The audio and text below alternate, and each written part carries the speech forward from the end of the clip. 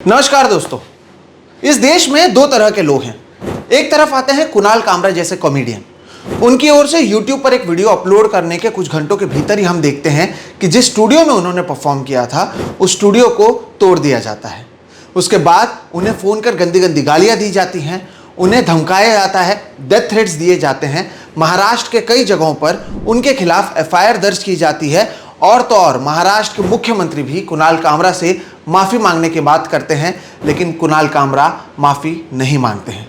तो वहीं दूसरी तरफ आते हैं मोहनलाल जैसे बड़े सुपरस्टार। मलयालम सिनेमा से आने वाले मोहनलाल एक बहुत बड़ा नाम है अगर आप मलयालम इंडस्ट्री की बात करें तो। उनकी ओर से एक फिल्म रिलीज हुई है जिसका नाम है L2 एम्पुरान। इस फिल्म में कुछ घटनाएं ऐसी हैं जिसे अगर आप इसकी तुलना करें तो ये 2002 गुजरात दंगे जो हुए थे उससे मेल खाते हैं। फिर क्या था, 2-3 दिनों के भीतर ही हम देखते हैं कि जो राइट विंग है उनकी ओर से सोशल मीडिया पर ट्रोलिंग शुरू हो जाती है। RSS की जो माउथ पीस है द ऑर्गेनाइजर, उनकी ओर से तमाम बयान सामने आते हैं। इस फिल्म से जुड़े हुए लोगों के बारे में सोशल मीडिया पर उनके परिवार वालों के बारे में कई चीज़ें लिखी जाती हैं। यहाँ तक कि मोहनलाल को लेकर कई लोग ट्रोल करने लग जाते हैं। सोशल मीडिया पर बताया जाता है कि हम इसकी फिल्म को कैसे बॉयकॉट कर रहे हैं, हम टिकट्स कैंसिल कर रहे हैं। और इस सब के प्रेशर में आकर मोहनलाल और फिल्म के दूसरे लोग न केवल माफ़ी मांगते हैं बल्कि अपने फिल्म्स में 17 कट्स वो खुद करते हैं, जिसके वजह से राइट विंग को इस देश में शांत किया जाए। इन दो उदाहरणों को देखकर दर्शकों ये तो समझ में आता है कि हमारे देश में शायद फ्रीडम ऑफ स्पीच मौजूद है, यानी आप क्या बोल सकते हैं उसकी आज़ादी आपको है, लेकिन फ्रीडम आफ्टर स्पीच नहीं है। आप बोल सकते हैं लेकिन उसके बाद दूसरे साइड के लोग आपके साथ क्या करेंगे इसकी कोई गारंटी इस देश में नहीं है। और ये दर्शाता है कि हमारे देश का लोकतंत्र कैसा है। नमस्कार दर्शकों, मेरा नाम है सोहित मिश्रा और आप सभी का एक नए एपिसोड में बहुत बहुत स्वागत है। अगर आपने अब तक मेरे इस चैनल सोहित मिश्रा ऑफिशियल को सब्सक्राइब नहीं किया है तो ज़रूर इसे सब्सक्राइब कर लें।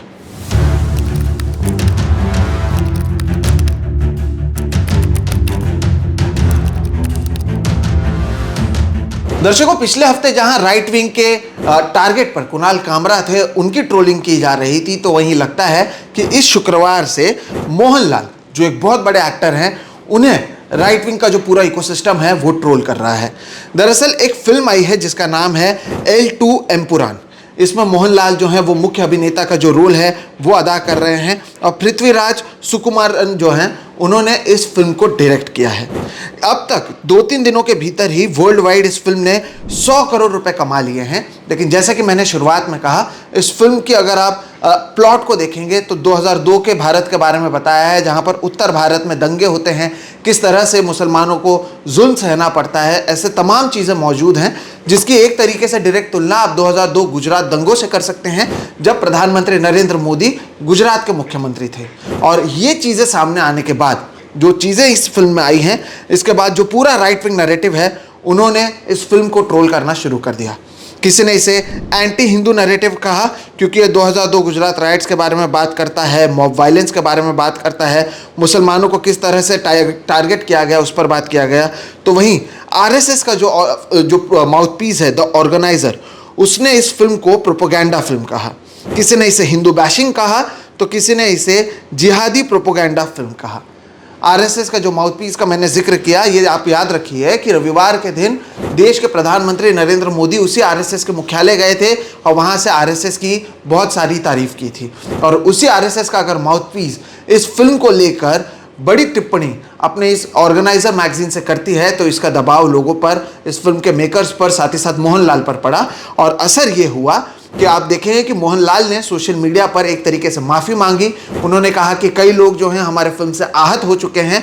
इतना ही नहीं, अब फिल्म जिसे पहले से सेंसर बोर्ड ने पास कर दिया है, इस फिल्म के निर्माता और इस फिल्म के जो प्रोड्यूसर्स हैं वो इस फिल्म में अब खुद 17 कट्स करने वाले हैं। अब ये 17 कट्स बहुत महत्वपूर्ण हैं क्योंकि ये 17 कट्स ऐसे हैं जो दर्शाते हैं कि हमारा देश किस तरफ जा रहा है और यहाँ पर बोलने की आज़ादी कितनी कम हो चुकी है। जिस फिल्म्स में जो कट्स करने वाले हैं और जो जानकारी सामने आई है, इस फिल्म में एक कैरेक्टर है दोस्तों, उसका नाम है बाबा बजरंगी। और इसमें आप पाएंगे कि ये सिमिलर है एक जो आरोपी है, जो कॉन्विक्ट है, आरोपी भी नहीं, जिसे सज़ा दी जा चुकी है, बाबू बजरंगी, जिसने नरोडा पाटिया मसैकर किया था 2002 में गुजरात में और कम से कम 97 मुसलमानों को उसने मारा था। क्योंकि इससे मिलता जुलता नाम है, लोगों की भावनाएं आहत हो गई और अब बाबा बजरंगी का जो नाम है वो बदल दिया जाएगा। सोचिए, जिसने 97 मुसलमानों को मारा, उससे मिलता जुलता कैरेक्टर को भी अगर बदलना पड़ रहा है तो ये राइट विंग नैरेटिव किस तरफ जा रहा है और कितना हानिकारक है हमारे देश के लिए, वो आप समझ सकते हैं। इसके साथ ही साथ इस फिल्म में जो दंगों के सीन्स को दिखाए गए हैं उसे अब आधा किया जा रहा है। यहाँ तक कि एक प्रेग्नेंट वुमेन को जो रेप करने की बात इस फिल्म में बताई गई है, जिस तरह से हमें पता है लगातार हम इस मुद्दे पर बात कर रहे हैं, बिल्किस बानो का मुद्दा हम सभी के सामने है, उस सीन को भी अब आधे पे कर दिया गया है। दर्शकों, यहाँ पर मैं आपको याद दिला दूं कि ये वही देश है जहाँ पर जब अंग्रेज राज कर रहे थे तब महात्मा गांधी नॉन वायलेंस के जरिए यहाँ पर अपना काम करते थे और अंग्रेज महात्मा गांधी से डरते थे। अब देश में लोकतंत्र है, लेकिन ये कुछ नफरती चिंटू सोशल मीडिया पर अपने इकोसिस्टम को आगे लेकर जाते हैं और बड़े बड़े लोग डर जाते हैं, या तो फिर कुणाल कामरा जैसे लोग हैं जो इसके खिलाफ लड़ते हैं। अब आपको यहाँ पर यह समझना जरूरी है कि हमारे देश में सिनेमा को कैसे बदला जा रहा है। पिछले हफ्ते हमने हमारे इस चैनल सोहित मिश्रा ऑफिशियल पर एक वीडियो किया था जिसका नाम रखा था टूल किट, जिसमें हमने बताया था और तुलना की थी बॉलीवुड के एक्टर्स की, हमने हॉलीवुड के एक्टर्स से तुलना की थी कि कैसे बॉलीवुड में प्रधानमंत्री मोदी या उनकी टीम की ओर से जो मैसेज आता है उसे हर कोई फॉलो करता है। उन्हें ताली बजाने कहा जाता है, थाली बजाने कहा जाता है, घंटी बजाने कहा जाता है। बॉलीवुड के एक्टर्स लाइन लगाकर सारे काम करते हैं। प्रधानमंत्री मोदी वनतारा जाते हैं, बॉलीवुड के एक्टर्स वहां पर पहुंच जाते हैं या उनके बारे में वाहवाही वाले ट्वीट करते हैं। इस वीडियो को आप हमारे चैनल पर देख सकते हैं। लेकिन यह दर्शकों इकलौता वीडियो नहीं है। आपको समझना होगा कि किस तरह से बॉलीवुड के साथ साथ अब दक्षिण भारत के फिल्म्स, खासतौर पर मल्लू सिनेमा जो अपने कंटेंट के लिए जाना जाता है, वहां पर भी जो राइट विंग है उनकी ओर से कैसे धीरे धीरे वो अपना स्पेस यहां पर बना रहा है। बॉलीवुड के मैं आपको कुछ उदाहरण देता हूं कि अब बतौर दर्शक आप इस देश में कैसे फिल्म्स देखेंगे। खासतौर पर पिछले 2 साल में जब हमने देखा कि चुनाव का समय था, तो देखिए कौन से फिल्म्स आते हैं और उसे कैसे हमारे प्रधानमंत्री से लेकर गृह मंत्री से लेकर हर कोई उसे फैलाता है, लेकिन उससे किसी को दिक्कत नहीं होती है, भले ही वो पूरा प्रोपेगेंडा क्यों ना हो। कश्मीर फाइल्स एक फिल्म आई थी, इसे नेशनल अवार्ड दिया गया, 252 करोड़ रुपए कमाया गया, जबकि इसे अगर आप इतिहासकारों से पूछे तो पूरी तरह से ये एक प्रोपेगेंडा फिल्म है। मुसलमानों को टारगेट किया गया है, कश्मीरी मुसलमानों को टारगेट किया गया है, लेकिन क्योंकि एक राइट विंग का जो पूरा नैरेटिव है उसे ये सूट करता है, इस फिल्म को नेशनल अवार्ड तक मिल चुका है। 252 करोड़ रुपए इस फिल्म ने कमाए हैं। बस्तर द नक्सल स्टोरी इस तरह की एक फिल्म आई थी। इस फिल्म में आपको पता है ऐसा दिखाया गया था कि जब बस्तर में 76 जवान हमारे मरे थे तब जेएनयू में सेलिब्रेशन हो रहा था। ऐसा कुछ नहीं हुआ, लेकिन इस फिल्म में इसे दिखाया गया। उस समय किसी को दिक्कत नहीं हुई, लेकिन आप गुजरात दंगों की बात कर ले तब पूरे जो लोग हैं, इनका जो पूरा इकोसिस्टम है वो पागल हो जाता है, सोशल मीडिया में हाहाकार मच जाती है। इसी तरह की फिल्म आई थी दर्शकों जेएनयू, जिसका नाम रखा गया था जहांगीर नेशनल यूनिवर्सिटी, और एक तरीके से जेएनयू में पढ़ने वाले छात्र किस तरीके से एंटी इंडिया होते हैं ये बताने की कोशिश की गई थी। मैं अटल हूं नाम का फिल्म आया था, अटल बिहारी वाजपेयी के जीवन को लेकर। आर्टिकल 370 यहाँ पर रिलीज हो चुका है। सावरकर पर फिल्म रिलीज हो चुकी है। इमरजेंसी फिल्म जब बनाई गई थी तब कई बीजेपी के नेताओं ने, महाराष्ट्र में खुद देवेंद्र फडणवीस सहित तमाम लोगों ने इस फिल्म को जाकर देखा। साबरमती रिपोर्ट जब रिलीज हुई थी, प्रधानमंत्री नरेंद्र मोदी ने केवल तारीफ नहीं की, वो खुद फिल्म देखने गए। साबरमती रिपोर्ट प्रधानमंत्री देखने जाते हैं, लेकिन गुजरात दंगों की अगर आप बात करेंगे तो इस देश में आपको कहीं पर भी जगह नहीं मिलेगी। ये बात साफ साफ सामने आती है। दर्शकों, हमें पता है कि कैसे कोविड के समय हमारे देश में तमाम लोग मरे थे, लेकिन उसे लेकर सवाल नहीं उठा सकते। लेकिन वैक्सीन वॉर नाम की फिल्म बनाई जाती है, वापस एक प्रोपेगेंडा फिल्म बनती है, उससे किसी को दिक्कत नहीं होती है। द केरला स्टोरी नामक फिल्म बनती है।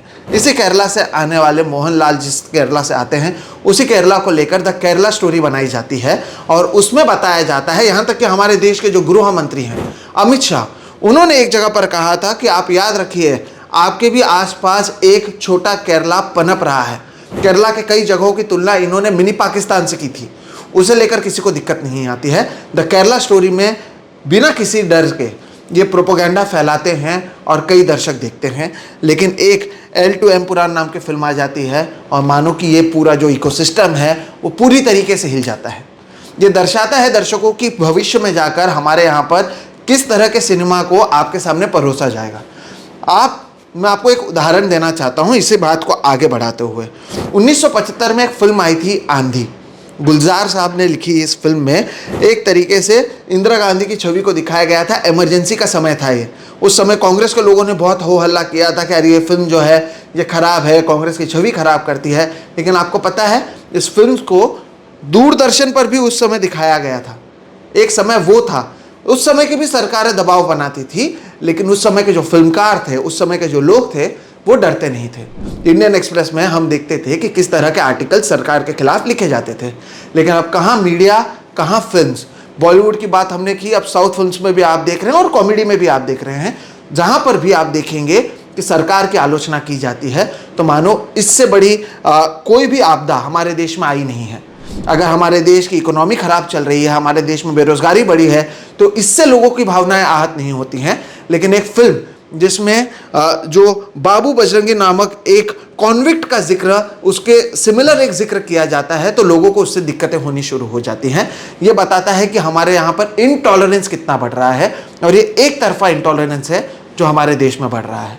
मैंने इसलिए महात्मा गांधी का जिक्र शुरुआत में इस वीडियो में किया, क्योंकि 2 भारत अब ये हो चुके हैं। और ये 2 भारत को लेकर वीरदास ने आई लिव इन 2 इंडियाज नामक एक कॉमेडी शो किया था, आपको पता है, तब भी बहुत हो हल्ला मचा था। तो यहाँ पर आप झूठी तारीफ जरूर कर रहे हैं तो हमारे राजा जो हैं वो खुश हो जाते हैं, प्रजा यहाँ पर सुखी हो जाती है कि ठीक है भाई, हमारे जीवन में भले ही परेशानी क्यों ना हो, जब हम बड़े पर्दे पर देखते हैं हमारे लाइफ में कोई परेशानी नजर नहीं आती है। कम से कम बड़े पर्दे पर भारत एक सुपर पावर नजर आता है। लेकिन बड़े पर्दे पर अगर हम 2002 गुजरात राइट्स की बात करेंगे, जो ऑन रिकॉर्ड आ चुका है कि कैसे प्रेग्नेंट महिलाओं के साथ रेप हुआ था इस देश में, उसकी बात करेंगे, मुसलमानों को किस तरह से टारगेट कर मारा गया उसकी बात करेंगे, कुणाल कामरा की ओर से अगर कोई शो किया जाएगा जहां पर बिना किसी का नाम लिए किसी को गद्दार कहा जाएगा, उसकी बात करेंगे, तो हमारे देश में भावनाएं आहत हो जाती हैं। और फिर हमारे देश के लोग कहते हैं कि इंडिया मदर ऑफ डेमोक्रेसी है। हमारे यहाँ पर डेमोक्रेसी मौजूद है, लोकतंत्र मौजूद है। लेकिन जैसे कि मैंने कहा, बोलने की आज़ादी शायद आपको हो सकती है, लेकिन बोलने के बाद आपके साथ क्या होगा, शायद इसकी आज़ादी फिलहाल का संविधान हमें देता नहीं है।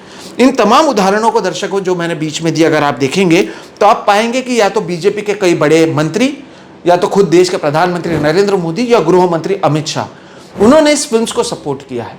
तो जब हमारे देश के नेता एक तरीके के प्रोपोगंडा को सपोर्ट करेंगे और दूसरी तरफ उनके वो जिस आरएसएस से आते हैं उसके जो माउथपीस है वो एक तरीके के फिल्म्स को रोकेगी, तो इस देश में क्या होगा। या तो आप कुणाल कामरा बन जाइए, हर किसी से लड़िए, या तो आप माफी मान लीजिए और जो सेंसर बोर्ड की ओर से आपके फिल्म्स को पूरी अनुमति मिलने के बावजूद आप खुद 17 कट्स करेंगे एक पूरे इकोसिस्टम को इस देश में शांत करने के लिए। और ये नया भारत है, और यही नया भारत जो है टाइटल था कुणाल कामरा के उस शो का भी। लेकिन वाकई एक नया भारत है जहां पर आप केवल एक तरफा बयान देंगे, तब आप शायद यहाँ पर सेफ रह पाएंगे, सुरक्षित रह पाएंगे। नहीं तो मोहनलाल की तरह आपको सोशल मीडिया पर माफ़ी मांगनी पड़ेगी। आप चाहे कितने भी बड़े सुपरस्टार क्यों ना हो, आपने कितने भी बड़े फिल्म्स क्यों ना किए हो, आप कितने भी बड़े आपका फैन बेस क्यों ना हो, इस देश का सोशल मीडिया आपको माफ़ी मांगने के लिए मजबूर कर देगा। और यही है हमारा नया भारत। फिलहाल इस वीडियो में इतना ही दर्शकों। अगर वीडियो आपको पसंद आए तो इसे लाइक करें, ज़्यादा से ज़्यादा लोगों तक साझा करें। साथ ही साथ अगर आपने अब तक सोहित मिश्रा ऑफिशियल को सब्सक्राइब नहीं किया है तो वो भी कर लें, क्योंकि हम इस तरह के वीडियोस लगातार करते रहते हैं। फिलहाल इस वीडियो में इतना ही। मेरा नाम है सोहित मिश्रा। नमस्कार।